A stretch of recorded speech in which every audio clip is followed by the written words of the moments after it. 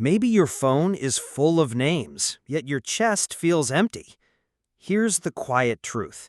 You don't need many friends, you need the right few. Tonight we trade numbers for depth. Breathe. Stay with me. Picture this. You're driving home after a long day. Your eyes are tired. The dashboard clock says 7:48. Your phone buzzes on the seat, 3 group chats, a tag in someone's story, a birthday reminder you forgot again. You think, I'll answer later. And then comes the quiet guilt. Why can't I keep up?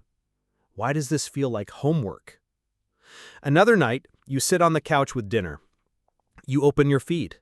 You see a reunion, a dinner table full of laughter, a trip you weren't invited to.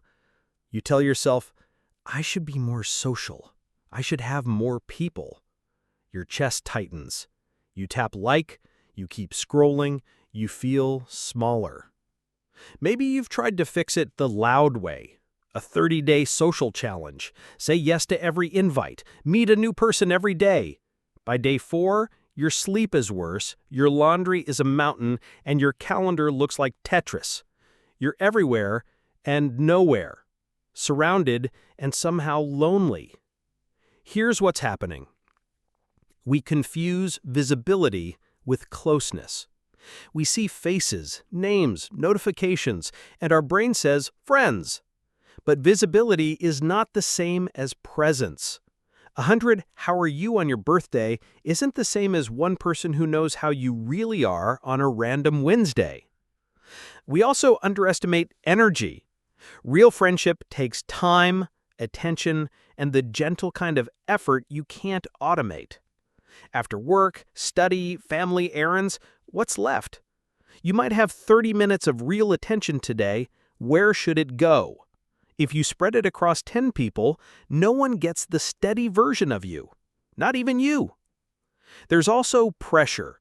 Quiet, constant. The culture says more is better. Big circles, big nights, big noise. If you don't have that, it whispers something's wrong with you. But here's the thing. For most of human history, friendship wasn't scale. It was rhythm. The same neighbor, the same bench, the same market. Fewer people, deeper patterns. We lost that rhythm when we started counting. So you try to be everywhere. You accept invitations you don't want. You keep up appearances. You promise to grab coffee soon with 10 different people. You mean it, you really do. But weeks pass. Messages pile up like unopened mail. Then the shame cycle starts. I'm a bad friend. You're not. You're a human with limits. Let's set the ground clearly and kindly. This is not anti-people. This is not a speech about isolation.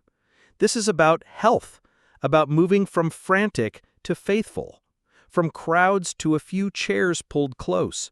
You don't need many friends to feel supported. You need a small circle you can show up for and who can show up for you. We'll take this slow. We'll trade urgency for honesty. We'll stop chasing numbers and start building rituals. And we'll do it in small, sustainable steps you can keep even on your busiest weeks. Before we change anything, it helps to see what's underneath. Most of the pressure you feel around friendship isn't your fault. It's the water we're all swimming in. 3 quiet forces keep you busy, loud, and lonely at the same time. Today, we live in a world of faces on demand. Scroll and you can peek into 100 lives in a minute. Cities and feeds make it feel like there's always another maybe friend around the corner. Sounds good, right? But abundance tricks the brain. When options feel endless, commitment feels risky. So we sample, we skim, we say we should hang 15 times and hang exactly 0. We keep our calendar open, just in case something better pops up, and end up spending the evening with our phone.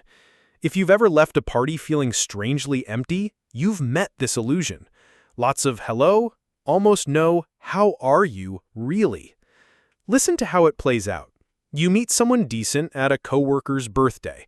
Instead of setting a simple coffee next week, you think, I'll see them around. You won't, or you'll see their photos, which is not the same. The abundance illusion whispers, no rush, there are plenty of people. Depth needs the opposite message. Choose and start repeating. You have a real physical limit on how many people you can hold with care. Not just names, care. After work, study, kids, errands, and the 1,000 tiny tasks that eat your attention, you might have 30 honest minutes of social energy. If you try to pour that into 10 cups, everyone gets a sip. If you pour it into 1 or 2, someone actually gets a drink. Think about your past week. How many conversations did you finish rather than abandon mid-thought because another notification jumped in? How many times did you catch yourself listening with your eyes on a screen? That's bandwidth. It's not a moral issue, it's a math issue. When we pretend time and attention are infinite, friendships turn into promises we can't keep. Then shame sneaks in. I said I'd message them back. Shame drains the same bandwidth you need to connect. Vicious circle. There's also the calendar tax. Every maybe on your schedule costs you more than you think. You don't just spend the hour at the event, you spend the day before keeping the hour open and the hour after recovering. Multiply that by 5 and no wonder your week feels like a blur. Limited bandwidth isn't failure. It's a boundary nature gives you so you can choose. Many of us learned early that saying yes keeps the peace. We became polite, agreeable, available. On the surface, it looks kind. Underneath, it's fear. If I slow down, they'll move on without me. So we accept every invite, join every chat, pick up every call, and privately resent it. We apologize a lot. We cancel a lot. Our word feels light. That hurts our self-respect and confuses the people who actually care. Here's a softer truth. The friends who are meant to be close don't require performance. They don't need you loud, they need you steady. Saying, not this week, but next Wednesday works for me, isn't rejection, it's respect. Of them and of you. People-pleasing creates wide, shallow ponds. Boundaries create narrow, deep wells. A small bow to tradition. Before all the noise, friendship often grew from proximity and repetition. The neighbor you borrowed sugar from, the colleague you walked with after shift, the community table you returned to every week. Fewer names, more rhythm. You didn't network, you lived near, worked near, sat near, and slowly trusted. We can't go back to the old streets, but we can restore the old pattern. Pick a few, repeat on purpose, and let time do what time does best. Why seeing these causes matters. When you notice the abundance illusion, you stop waiting for perfect people and start watering the good ones in front of you. When you honor your bandwidth, you stop making 5 promises and start keeping 1. When you retire people-pleasing, you trade frantic yeses for faithful presence. That's how lonely weeks thaw. In a moment, we'll name the principle that ties all of this together. Something simple enough to remember on your busiest day and sturdy enough to build on for years. Here is the anchor you can carry in one hand. Depth over breadth. Be friendly with many and close with a few. Say it out loud with me if you can, quietly, under your breath. Depth over breadth. Because when life gets crowded, you need a rule that's small enough to remember and strong enough to trust. What does that look like in real life? First, we stop trying to turn every good vibe into a lifelong bond. Not everyone needs VIP access to your time, your worries, your Sunday afternoons. You can be warm without being available. You can wish someone well without writing it into your week. Second, we choose a small, steady circle. People who are consistent, reciprocal, and kind. Not perfect, not dramatic, just steady. To keep this simple, think in 3 circles. Inner circle, 2 to 5 people. These are the ones you can text, "Are you up?" when your mind won't rest. The ones who know your deadlines, your family, the real version of last year. You don't keep score because you both keep showing up. Contact is regular, maybe weekly, maybe bi-weekly, but predictable. You can be quiet together. Middle circle, 5 to 15. People you like and respect, you share interests, support milestones, Meet sometimes. It's warm, it's kind. It's not daily. You don't confide everything here, and that's okay. Think monthly lunches, occasional projects, a hobby group, a neighbor you wave to and sometimes walk with. Outer circle. Everyone else. Acquaintances, colleagues, old classmates, the gym hello. No guilt for low frequency. You can enjoy these connections without promising yourself away. A smile in the hallway still counts as human connection. Pause for a moment and notice your body when you hear that. Do you feel a bit of relief? Permission to stop grading yourself by your head count? Here's the reframe. A small circle is not settling. It's choosing what you can actually water. A few plants you feed and prune will grow more shade than a yard of thirsty sprouts. And the shade is what you need on hot, busy days. So as we move into the practical steps, keep this picture in mind. You're not shrinking your life, you're deepening it. You're trading the noise of many for the music of a few. You're building something you can keep even during exams, deadlines, diapers, and long commutes. Friendly with many, close with a few. Depth over breadth. Here's where we make it livable. Not a new personality, not a calendar circus, just small rhythms you can keep, even on the weeks that eat your lunch. I'll give you simple tools. Pick one, start tiny. Feel the relief of depth. Tool A, the 1-2 weekly rhythm. Think of this like watering plants. Once a week, give one plant a longer drink, give two others a light mist. How it works? One deep connection. Schedule a 20 to 30-minute catch-up with one inner circle person. Phone, walk, coffee, whatever fits. Two light touches. Send two short, thinking of you messages. 60 to 120 seconds each. A line, a photo, a voice note. Weekly review. Sometimes Sunday night or Monday morning, choose your 1 and your 2. Put initials in your calendar. Done. What if you're slammed? Make the deep connection a voice note exchange. You send 5 minutes now, they reply when they can. Depth doesn't require live video. It requires follow-through. Sample messages. Steal these. Deep invite. Got 20 minutes Thursday evening for a catch-up? Low-key. Light touch. Saw a mug that looked like your Tuesday mood. Made me smile. Hope your deadline treated you kind. Tiny step today? Pick your 1. Send the invite before this episode ends. 1 line. That's it. Tool B, the anchor person. You don't need 7 best friends. One steady anchor changes how the whole week feels. Choose wisely. Someone kind, reasonably reliable, not dramatic. Could be a sibling, a colleague, a neighbor, a friend from years ago. Make it standing. Same day, same time, same link or path. 15 minutes. That's the rule. Simple check-in script for 3 beats. What went well? What was hard? What's one small thing this week? If they say no, no problem. You learned something and saved energy. Ask another person, or make it an asynchronous anchor. Each Wednesday morning, exchange 1 voice note. Tiny step today? Send, would you be up for a standing 15-minute check-in on Wednesdays? Same time each week, super low pressure?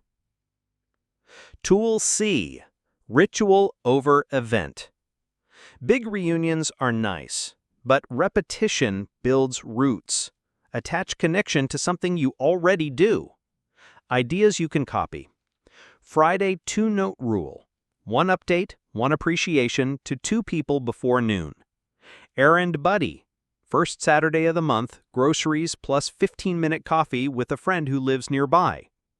After gym text.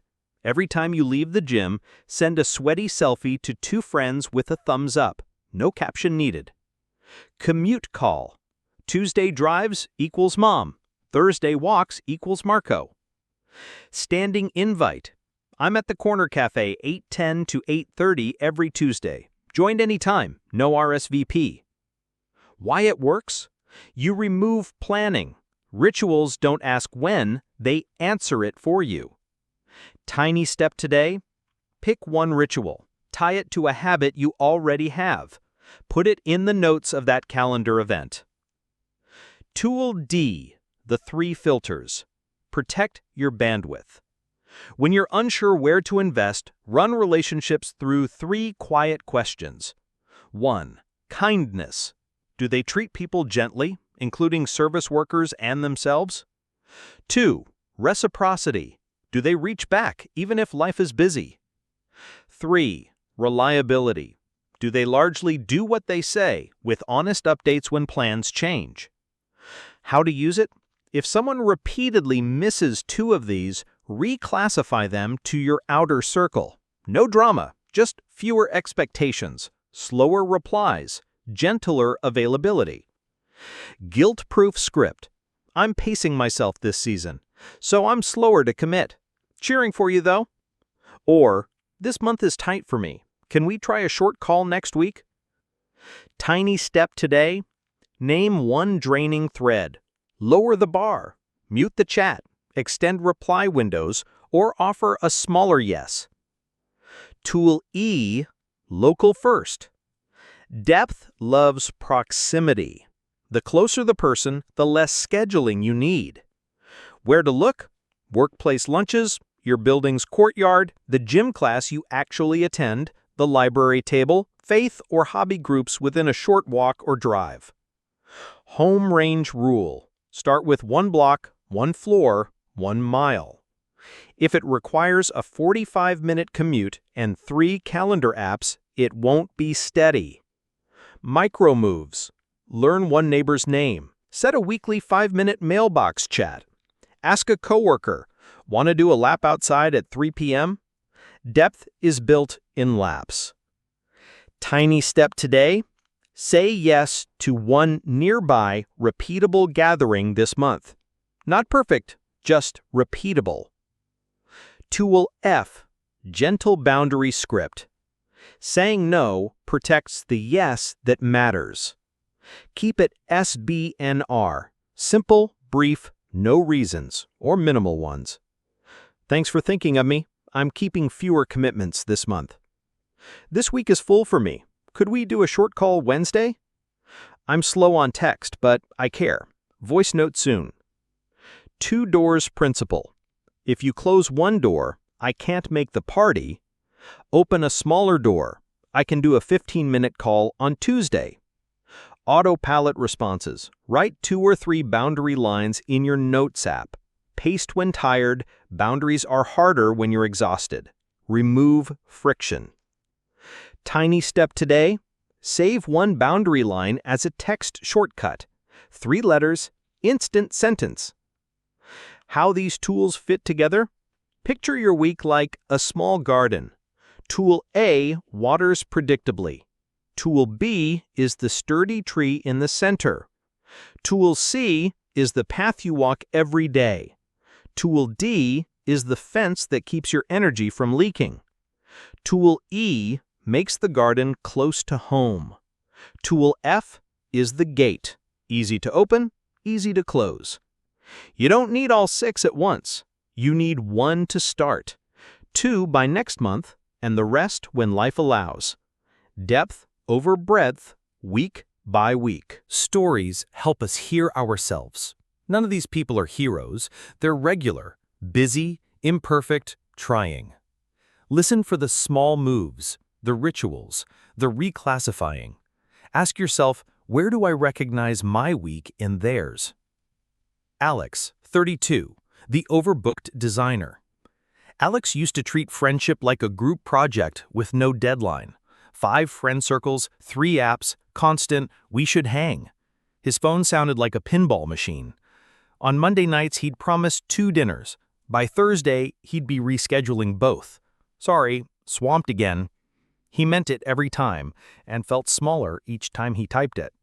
One Sunday, after falling asleep with his laptop on his chest, he did something uncool but wise. He drew 3 circles on a notebook page and wrote names: inner, middle, outer. It hurt a little. Not because he didn't care, but because he finally told the truth. He couldn't keep watering a field. He needed a garden. He started 1-2 weekly.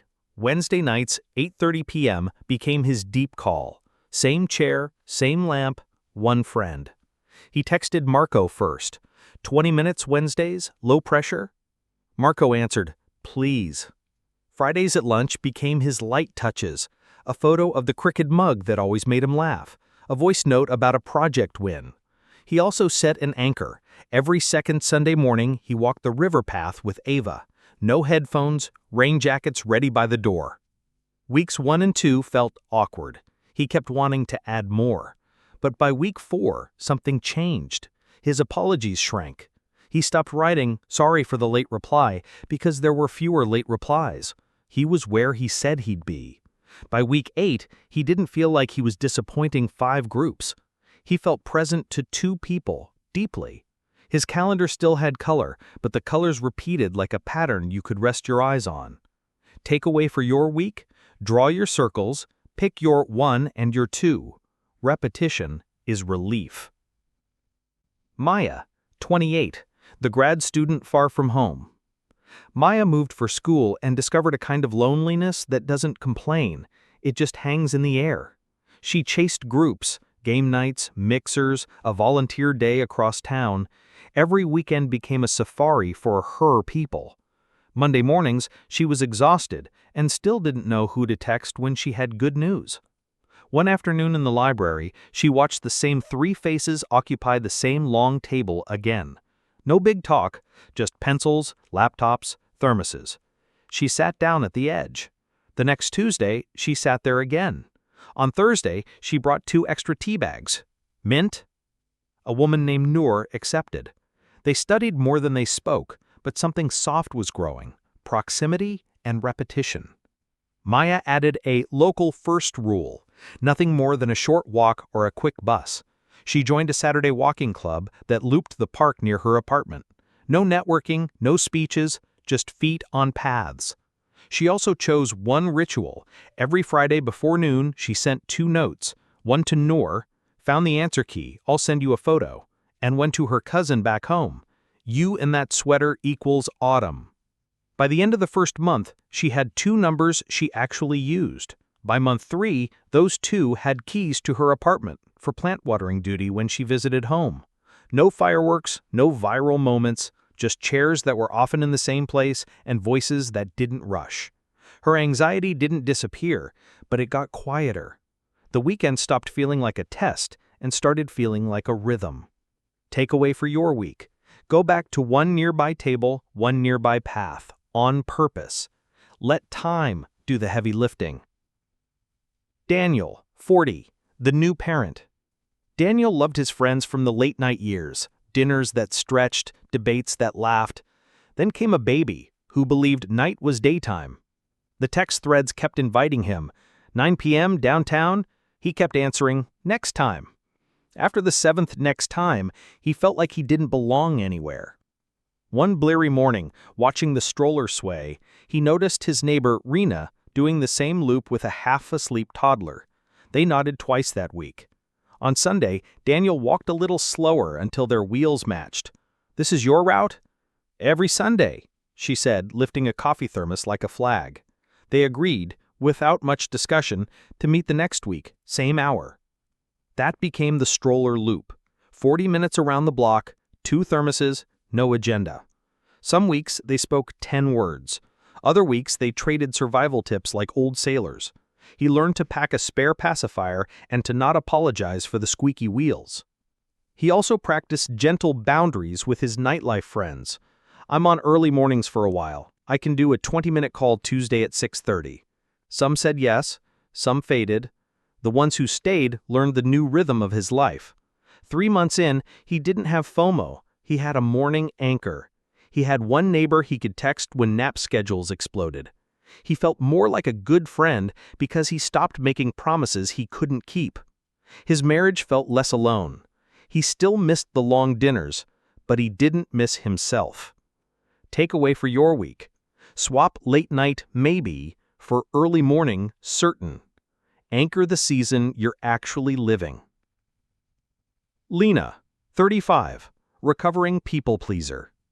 Lena's calendar looked generous. Baby showers, housewarmings, just a quick brainstorm. Her sleep didn't. She said yes quickly and canceled slowly, loaded with guilt. Her word felt like a rubber band, stretchy, snappy, unreliable.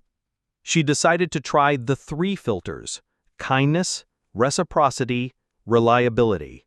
She noticed a pattern. A few people were kind, but never reached back. Others were lively, but chronically late with no heads up. One was fun and thoughtful when it suited them. Over 6 weeks, she reclassified without fanfare. She didn't break up with anyone. She simply matched her investment to their consistency. Outer circle got slower replies and fewer commitments. Middle circle kept warm check-ins. Inner circle, 2 names, then 3, got real time. To make it stick, she wrote boundary scripts in her notes app. Thanks for the invite. I'm keeping fewer commitments this month. Cheering for you. This week is full for me. Could we do a 15-minute call next Wednesday? I'm slow on text, but I care. Voice note soon. She also reclaimed an old-fashioned ritual, Sunday tea with her aunt at 4 p.m., same kitchen table, 2 chipped cups. It was so ordinary it felt like medicine. In the office, she tried an errand buddy. Once a month, she and a coworker walked to the post office on their lunch break, dropped mail, shared 3 blocks of real talk. 10 weeks later, Lena wasn't a different person. She was the same person with less noise. Her phone still buzzed, but she didn't jump. She answered with her actual capacity. And because she stopped overpromising, people trusted her yes again. The quiet dignity of that change lifted her shoulders. Takeaway for your week. Your word gets heavier when your calendar gets lighter. Use the 3 filters. Let your yes mean yes. A final quick vignette.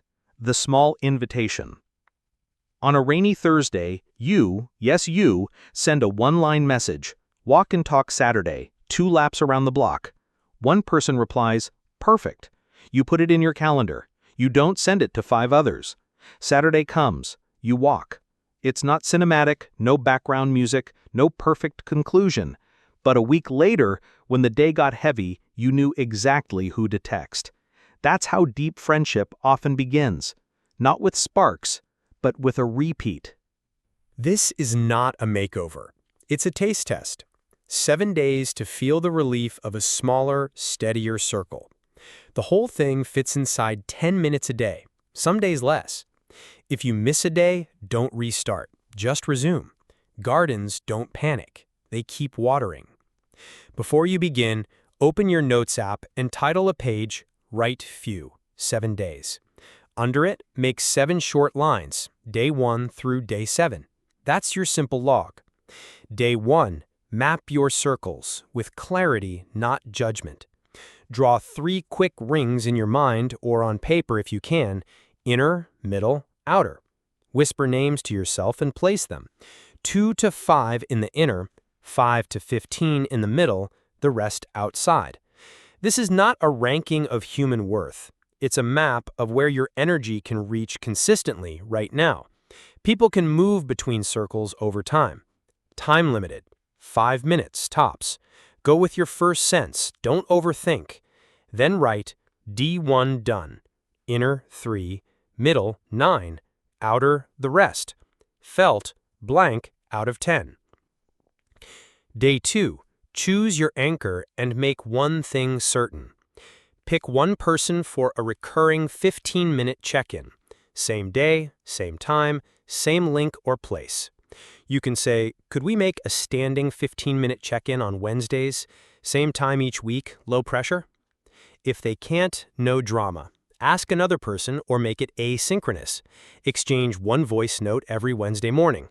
If your day is packed, send the invite as a single sentence now. Scheduling can happen tomorrow.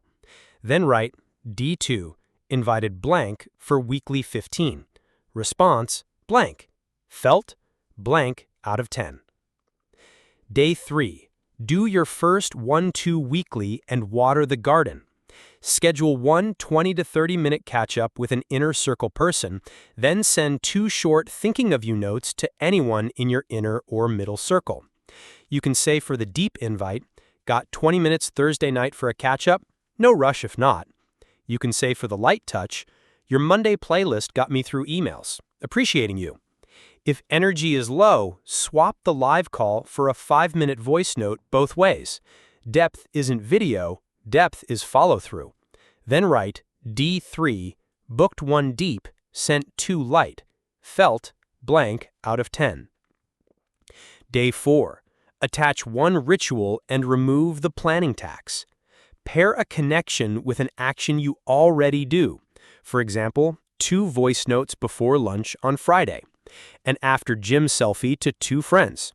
Tuesday commute equals call mom. First Saturday equals errand buddy. Keep it local and repeatable. If it needs 3 calendar apps and traffic reports, it won't last. If motivation dips, choose the tiniest version. Every Friday, 1 thank you line to 1 person. Then write D4, ritual picked equals blank, first rep done, yes or no, felt blank out of 10. Day 5. Set 1 gentle boundary and protect your word. Use SBNR, simple, brief, no reasons, or minimal ones. You can say, thanks for thinking of me. I'm keeping fewer commitments this month. Or, this week is full for me. Can we do a 15-minute call Wednesday?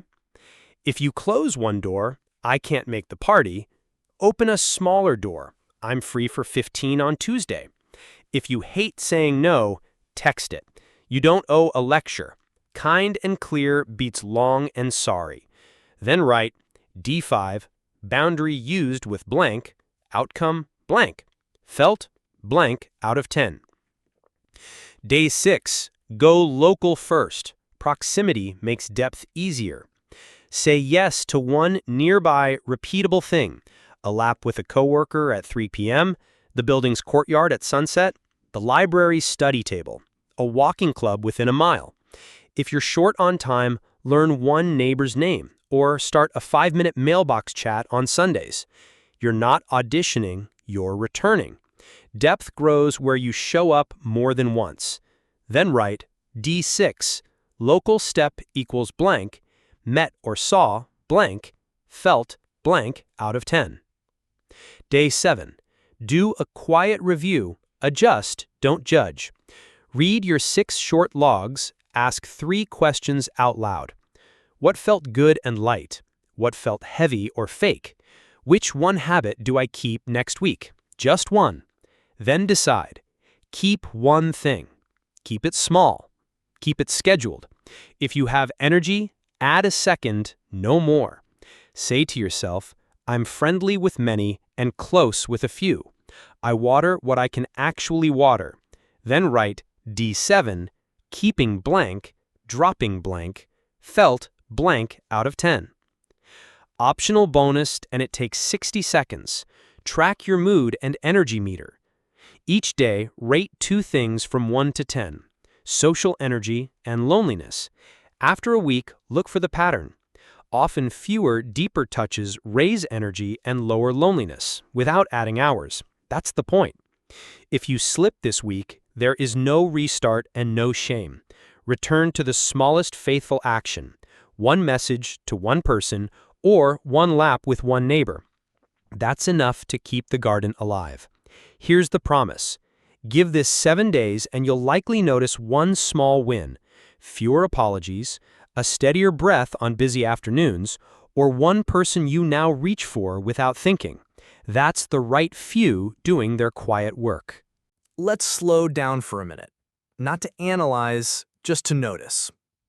All through this episode, we've been moving from many to few, from loud to steady.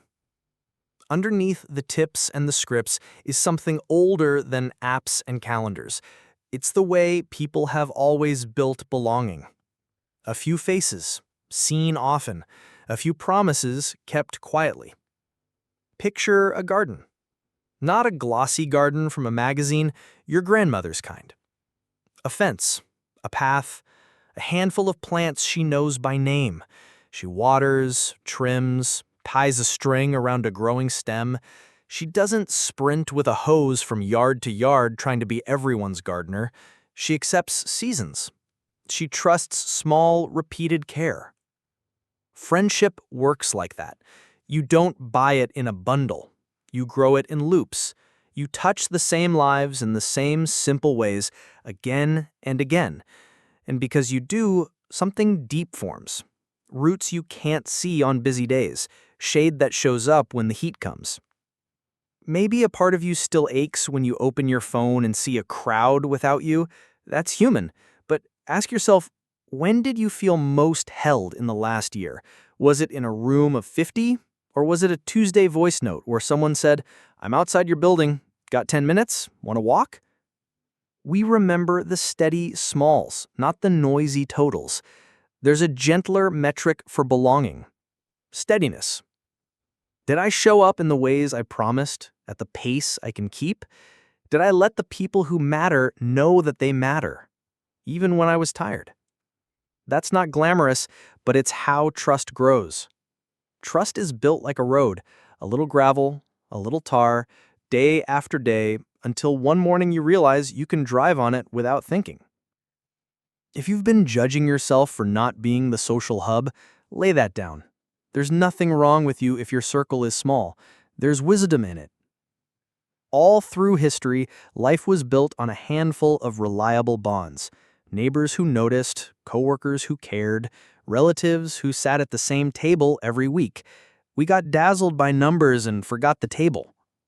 And if you're in a quiet season, new city, new job, new child, healing from something, remember, solitude is not a verdict. It's soil. It's where the roots strengthen.